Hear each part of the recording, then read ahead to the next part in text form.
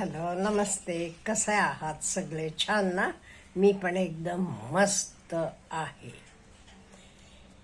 आपल्या एका सबस्क्रायबर ताईने विचारले, अपमान सतत नवरा करत असलं तर काय करायचं?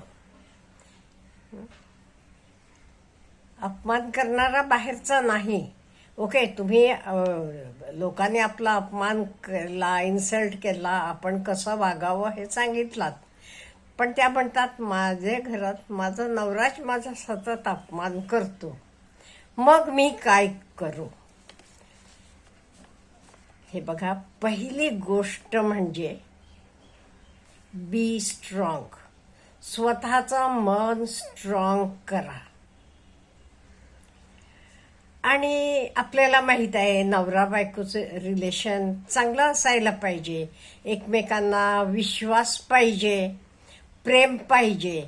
आणि मी सांगू का, आपले आयुष्यात सर्वात मोठं आपलं नातं म्हणजे जास्त काळ आपण एकत्र राहतो, हे नवरा बायकोंचं आहे. अहो बघा, होते आईवडिलांबरोबर आपण किती वर्ष राहतो? 20-22, काय आपलं लग्न होईपर्यंत. नंतर मुलं झाल्यावर मुलं किती वर्ष आपल्याबरोबर राहतात? अगदी थोडी वर्ष. मग शिक्षणासाठी याला त्याला बाहेर जातात. मग लग्न झाल्यावर स्वतंत्र राहतात. त्यांना कुठे, कोण अमेरिकेत असेल, कोण इंडियात दुसरे सिटीजमध्ये असेल. त्यामुळे आपण लॉंग ड्युरेशनसाठी एकमेकांजवळ राहणारे म्हणजे आपण नवरा बायको, हे आपण समजून घ्यायला पाहिजे. आणि आता मला हे कळत नाही, कोणालाही दुसऱ्याचा अपमान करून काय मिळते? काही मिळत असलं की ठीक आहे, पण दुसऱ्याचा अपमान करून काय मिळते? दुसऱ्याला दुःख देऊन काय मिळते? आपल्याला तरी काय मिळते का? नाही. मग काय, कशासाठी आपण करावं दुसऱ्याचा अपमान? हे कोणी इथे आता ताईंनी प्रश्न विचारले म्हणून मी बायकांबद्दल बोलते. कोणी पण, काही बायका पण आहेत अपमान करणाऱ्या सतत नवऱ्याचा, तर पण नाही चांगलं. कोणी कोणाचा अपमान करू नये. आणि ॲटलिस्ट नवरा बायकोचं नातं म्हणजे एक पवित्र नातं आहे बघा. आणि काय होते, सारखं एक माणूस दुसऱ्याला दुःख देत असला की त्याचं मन लांब लांब जाईल का नाही? आणि आता मन आपण कोणाचंही तपासायला कुठलाही स्कॅनिंग मशीन नाही किंवा कुठलाही स्टेथोस्कोप नाही. दुसऱ्याच्या मनात काय आहे तर आपण तपासण्यासाठी कुठलाही आपल्याकडे डिव्हाइस नाही. मग हेच कारण काय? आधी आपण कारण बघितली तर मग आपल्याला सोल्युशन बघता येईल. त्यामुळे आधी आपण कारण बघूया, कशासाठी हे होत असेल. कोणी नवरा बायकोचा अपमान करत असेल किंवा बायको नवऱ्याचा अपमान करत असेल, हे कशासाठी, काय कारण काय? मग आपण त्याचं सोल्युशन्सकडे जाऊया. आणि प्रत्येकाला सोल्युशन आहे असं करू नका. रात्र झाल्यावर दिवस येतो, कायम रात्र राहत नाही. त्यामुळे दिवस बदलतात. म्हणून स्वतःवर विश्वास ठेवा आणि आपलं मन स्ट्रॉंग करा. पहिलं म्हणजे बालपणाच्या काही आठवणी. तुमचे मिस्टर लहान असताना ते बघितलं असेल, घरात सारखं वडील आईचा अपमान करतात तरी आई गप्प राहते. किंवा कोणी आपले जवळचे रिलेटिव्समध्ये बघितला असेल, मग त्यांना वाटलं असंच बायकोन स्वतः ऐकत राहायचं आणि नवऱ्यानं आपल्याला हवं तसं बोलायचं. हे आपले इंडियाचे सोसायटी जास्त आहे बघा. का म्हणजे आपण इक्वालिटी म्हणतो, पण आपण बायकोला इक्वल वागवतो का? हे जरा विचार करायला पाहिजे. आपल्यासाठी किती सगळं करतीये ती. आपल्या मुलांना जन्म घालायला किती त्रास भोगतीये ती. मग तिला समजून घ्यायला नको का जरा तरी? त्यामुळे एक म्हणजे चाइल्डहुडमध्ये म्हणजे लहान असताना काही आपण बघितलेल्या घटना असेल आणि त्या घटना तशात राहिल्या असतील मनात, किंवा आपल्याला वाटत असेल काय हीच पद्धत आहे, नवऱ्यानं असं बोलत जायचं आणि बायकोनं गप्पा ऐकून घ्यायचं. आणि दुसरं रिझन बघा, तुम्ही पण कधीतरी त्यांचं इन्सल्ट करून मन दुखवले का? तसं झालं असलं तर टिट फॉर टॅट होऊ शकते. एक मुलगी मला सांगत होती, ती म्हणे सारखं नवऱ्याला म्हणायची, नवऱ्याला एक नको ती सवय होती, आंघोळ करून आल्यावर बेडरूममध्ये टवेल कॉटवर टाकायचं. बरेच पुरुषांना सवयी असते. तर ओला टवेल म्हणजे अंग पुसलेलं ओलं असते की, तसं कॉटवर टाकून जायचं. ती म्हणायची तर उचलून धुवायचे कपडे आहेत त्या बारडीत टाकायला किती वेळ लागतो. ह्यांचे आईनं काही वळणच लावलेलं नाही बघा, म्हणून सारखं त्याला म्हणायची तुमच्या आईनं तुम्हाला वळण लावलं नाही, अमुक नाही तमुक नाही. मग कधी भाजीत मीठ जास्त झालं कमी झालं तो कायम म्हणायचा तुला तुझ्या आईनं काही वळण लावलं नाही बघ. म्हणजे असं टिट फॉर टॅट होऊ शकते. हे आधी बघा, त्यामुळे आधी आपण स्वतःकडे पण लक्ष द्यायला पाहिजे. असं नाही समोरच्याचं चुकते म्हणून आपला पण चुकत असेल. आणि एक म्हणजे आपल्याकडे किंवा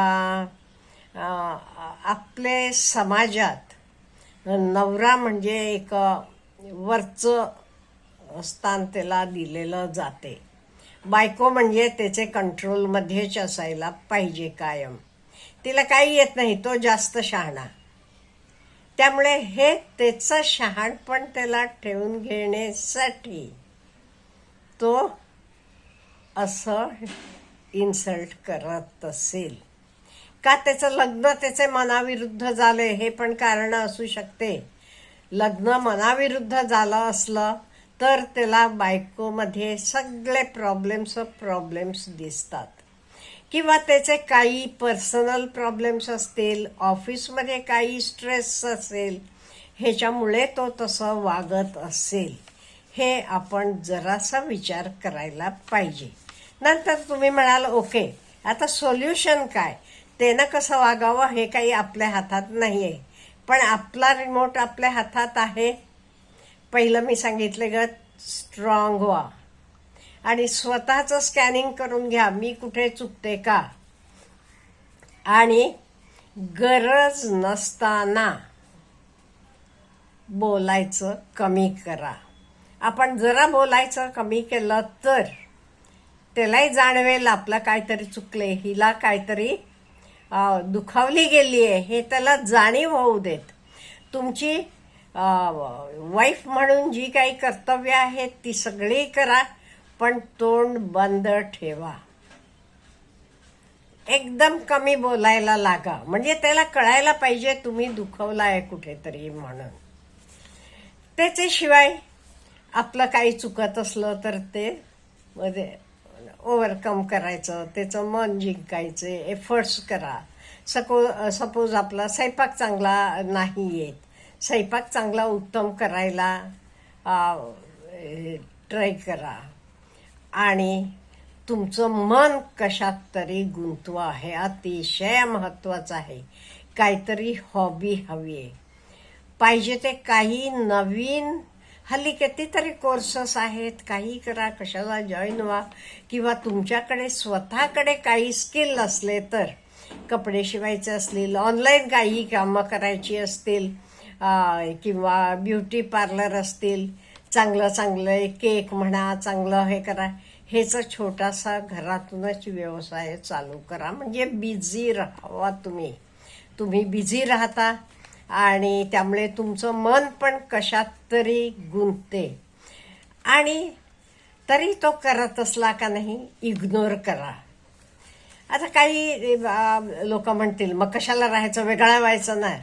अहो वेगळा व्हायचं एवढं सोपं आहे का. मुलं बाळं असली की त्यांच्याकडेही बघायला पाहिजे. आणि हे बघा भांडून हे करून तर कोणाला आनंद मिळणार. तुम्हाला आनंद मिळणार का भांडण करून, नवऱ्याला आनंद मिळणार का, नाही. मग काय करायचं आपण, आपला संसार सुखाचा करायचं असलं, सुखाचं ठेवायचं असलं तर जरा इग्नोर करा. तुमच्यासाठी तुम्ही जगत जावा, स्वतःच्या काही आवडीनिवडी त्याच्यात मन गुंतवा आणि स्वतःसाठी आपण जगत गेलो का नाही जरा आनंद मिळतो, तुम्ही आनंदी राहाल. आणि इग्नोर करा आपण प्रत्येक गोष्टीसाठी. आणि कधी एकात्यानं आपल्याला हे केलं असलं की तर फोगेट अँड फोगिव्ह सारखं मनात ठेवून घेऊ नका आणि सारखं सारखं तुम्ही त्याचं इन्सल्ट करत जाऊ नका. आपण आपलं कर्तव्य करायचं, व्यवस्थितपणे राहायचं, त्याच्याबरोबर स्वतःच्या व्हॅल्यू आपण वाढवायच्या. मग त्यालाही कळेल हो माझ्या बायकोमध्ये एवढे गुण आहेत, मी ओळखलोच नाही की. तो तुम्हाला एक दिवस म्हणेल अगं सॉरी बरं का, मला कळलंच नव्हतं. त्यामुळे मला वाटते ह्या टिप्स आपल्याला नक्की फायदेशीर पडतील. आणि शेवटी हे बघा, आपल्याला काय करायचं आहे, आपल्याला घर आनंदी राहायला पाहिजे, घरात सुख शांती पाहिजे. मग आपण जरासं आपलं तोंड बंद ठेवायला लागूया. आपल्याला काय म्हणायचं आहे. Have a good day.